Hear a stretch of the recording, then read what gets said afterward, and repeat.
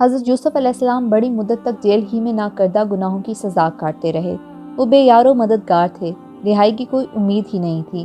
وہ جیل میں قیدیوں کو دین کی راہ دکھاتے رہے، اللہ کی یاد تو ان کا معمول تھا۔ ایک روز بادشاہ نے اپنے مصابوں اور وزیروں سے کہا، میں نے ایک ایسا خواب دیکھا ہے، اگر تم میں سے کوئی تعبیر بتا دے تو مجھ سے کہے۔ مصابوں نے بادشاہ سے کہا، آپ اپنا خواب بیان کریں، ہو سکتا ہے کہ ہم میں سے کوئی تعبیر بتا دے۔ بادشاہ نے کہا، میں نے خواب میں دیکھا کہ 7 دبلی گائیں کھا رہی تھیں۔ 7 موٹی گائیں اناج کی 7 بالیاں ہری اور تازی تھیں، اور 7 سوکھی بالیاں تھیں، لیکن سوکھی بالی ہری بالی کھا رہی تھیں۔ دبلی گائے کس طرح موٹی گائے کھا سکتی ہے؟ ہری بالی کو سوکھی بالیاں کھا رہی تھیں، اس کا کیا مطلب ہے؟ مصابوں نے کہا، اس خواب کی تعبیر بتانے سے قاصر ہیں۔ یہ باتیں بادشاہ کو شراب پلانے والے تک پہنچ گئیں۔ اس نے سنا تو حضرت یوسف علیہ السلام کی باتیں یاد آ گئیں۔ اس نے بادشاہ کو حضرت یوسف علیہ السلام کے بارے میں سب کچھ بتا دیا اور کہا، اس خواب کی تعبیر حضرت یوسف علیہ السلام ہی بتا سکتے ہیں، وہ جیل میں سزا کاٹ رہے ہیں۔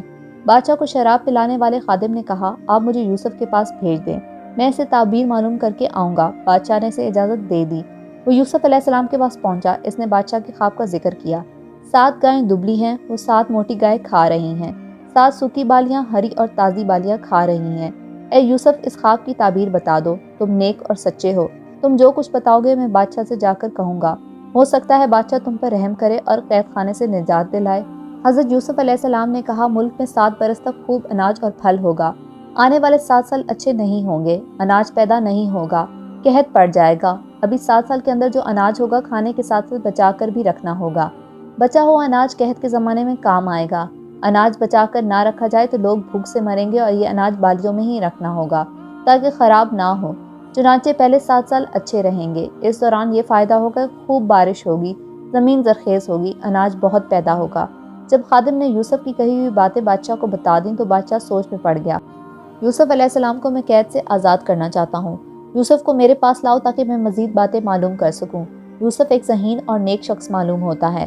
جب خادم یوسف علیہ السلام کے پاس پہنچا اور بادشاہ کا پیغام دیا تو یوسف علیہ السلام نے خادم سے کہا، میں انصاف چاہتا ہوں، آخر مجھے قید میں کس جرم کی پاداش میں ڈالا گیا؟ اور زلیخا کے بارے میں بتایا کہ اس نے اپنے قریب بلانے کی بہت کوشش کی، بہت پھسلایا، بہت دھمکایا، لیکن میں نے اس کے جال میں پھنسنے سے انکار کر دیا۔ اللہ نے مجھے گناہ سے بچایا۔ زلیخا کے پاس آنے والی عورتوں نے مجھے دیکھتے ہی اپنی انگلیاں کاٹ لیں۔ یہ باتیں عیب کی ہیں، بتانے کا سبب صرف یہی ہے کہ عزیز مصر جان لے کہ میں بے گناہ اور پاک ہوں، میں نے کوئی خیانت نہیں کی۔ اللہ خیانت کرنے والوں کو پسند نہیں کرتا۔ میں کسی کو رسوا کرنا بھی نہیں چاہتا۔ میں اللہ کے حکم کے مطابق زندگی گزار رہا ہوں۔ شراب پلانے والے خادم نے یوسف کی باتیں سنی اور جا کر بادشاہ کو تمام واقعہ سنایا۔ بادشاہ نے زلیخا اور دوسری عورتوں کو بلایا تاکہ اصل سبب معلوم ہو جائے۔ زلیخا نے بادشاہ سے سچ سچ باتیں بتا دیں اور کہا، میں نے یوسف کو دعوت دینے کی بہت کوشش کی، مگر یوسف علیہ السلام مجھ سے بچ کر نکل گئے۔ مجھے یقین ہو گیا کہ وہ نیک اور پاک باز ہیں۔ جب بادشاہ نے دوسری عورتوں سے انگلیاں کاٹنے کا سبب معلوم کیا تو عورتوں نے بتایا کہ واللہ ہم نے آج تک ایسا خوبرو جوان نہیں دیکھا۔ اسے دیکھتے ہی ہم سب کے ہوش اڑ گئے اور ہم بے خودی میں اپنی انگلیاں کاٹ لیں۔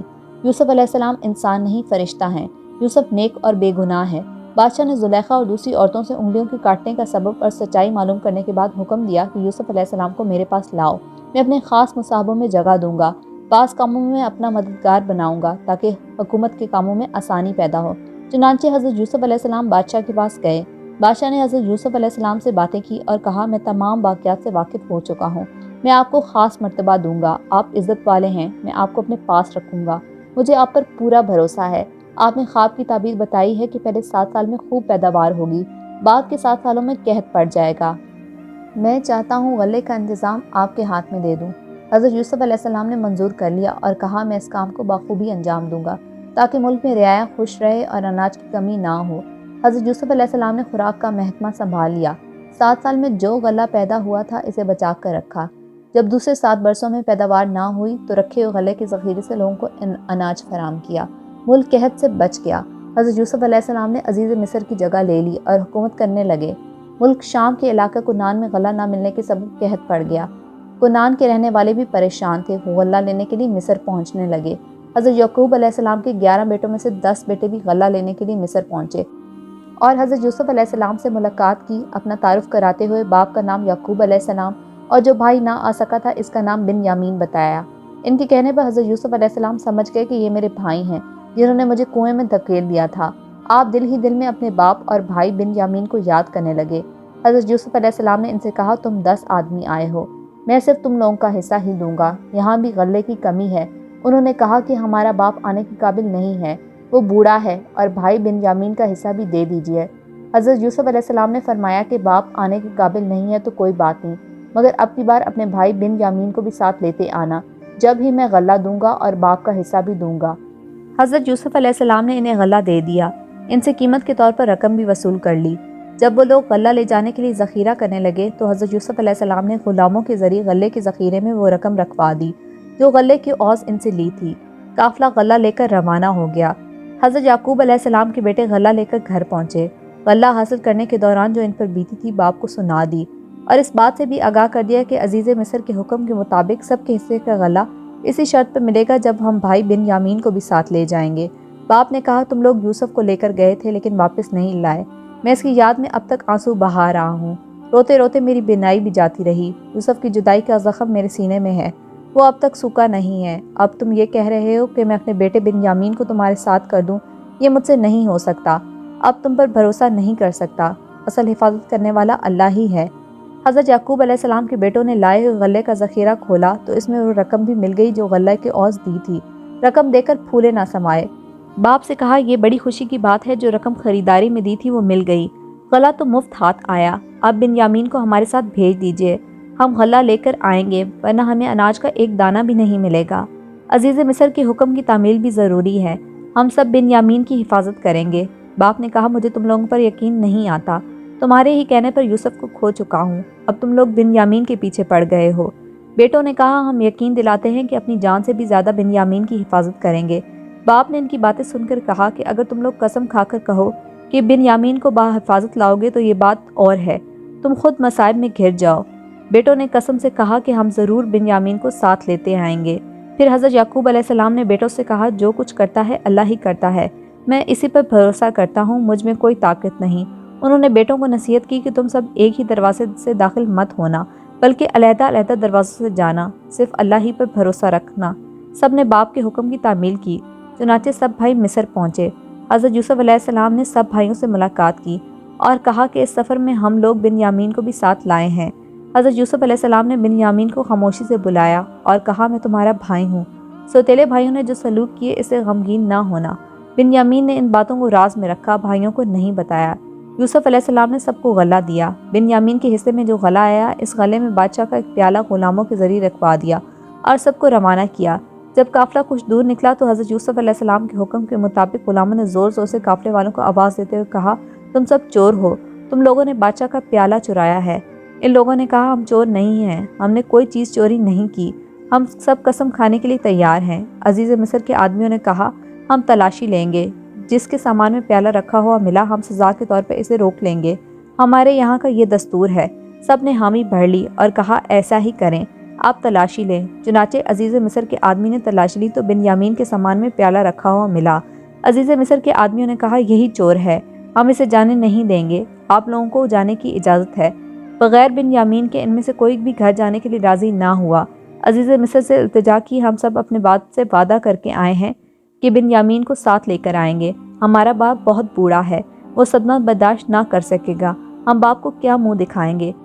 بنیامین کے بدلے ہم میں سے کوئی بھی رکنے کے لیے تیار ہے، بنیامین کی قصور کی سزا ہم بھگتیں گے۔ حضرت یوسف علیہ السلام نے فرمایا ایسا کیوں کر ممکن ہے، جرم کوئی اور کرے سزا کسی اور کو ملے، سزا تو صرف اسے ہی ملے گی جو قصوروار ہے، اگر ہم بے گناہ کو پکڑیں گے تو ہم ظالموں میں شمار ہوں گے۔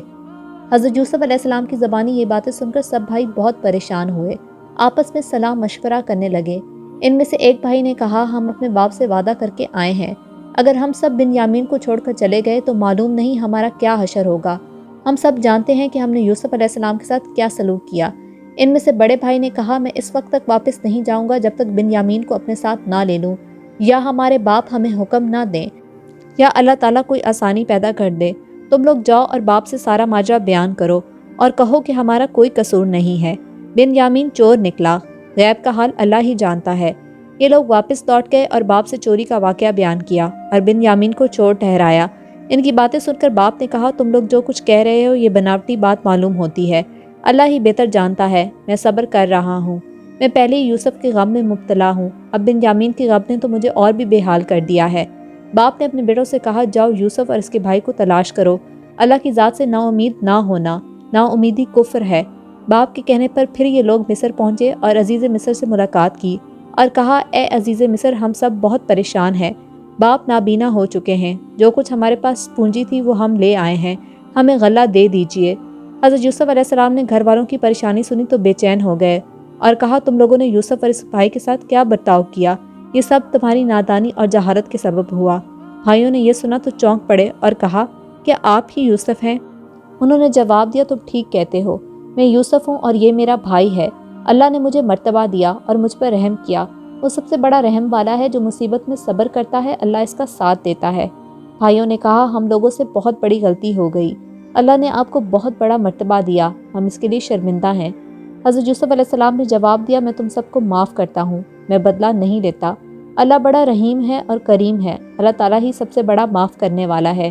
آپ نے فرمایا میرا جامہ لے جاؤ، باپ سے میرا سلام کہنا، میرا جامہ باپ کے سر پر رکھ دینا، اللہ ان کی بینائی واپس لوٹا دے گا۔ بادشاہ نے سلطنت کے انتظام کے لیے مجھے پورا اختیار دیا ہے، بادشاہ کے بعد میں ہی حاکم ہوں، میں حکم دیتا ہوں کہ تم سب چلے آؤ اور میرے ساتھ رہو۔ حضرت یعقوب علیہ السلام کے بیٹے مصر سے روانہ ہو گئے، یہ سفر طے کر رہے تھے کہ حضرت یعقوب علیہ السلام نے لوگوں سے کہا مجھے یوسف کی خوشبو آ رہی ہے، مجھے یقین ہے میرا یوسف مجھے مل جائے گا، تم لوگ یہ سمجھتے ہو کہ میں بڑھاپے کی وجہ سے بہکی باتیں کر رہا ہوں؟ لوگوں نے حضرت یعقوب علیہ السلام کی باتیں سن کر کہا یہ سب آپ کا وہم ہے، آپ کے دل میں یوسف بسا ہوا ہے، یہی وجہ ہے کہ آپ کے دل میں خیالات پیدا ہو رہے ہیں۔ لوگوں نے حضرت یعقوب علیہ السلام کی باتوں پر توجہ نہیں دی۔ جب قافلہ نزدیک پہنچا تو آپ نے فرمایا اب مجھے خوشخبری ملنے والی ہے۔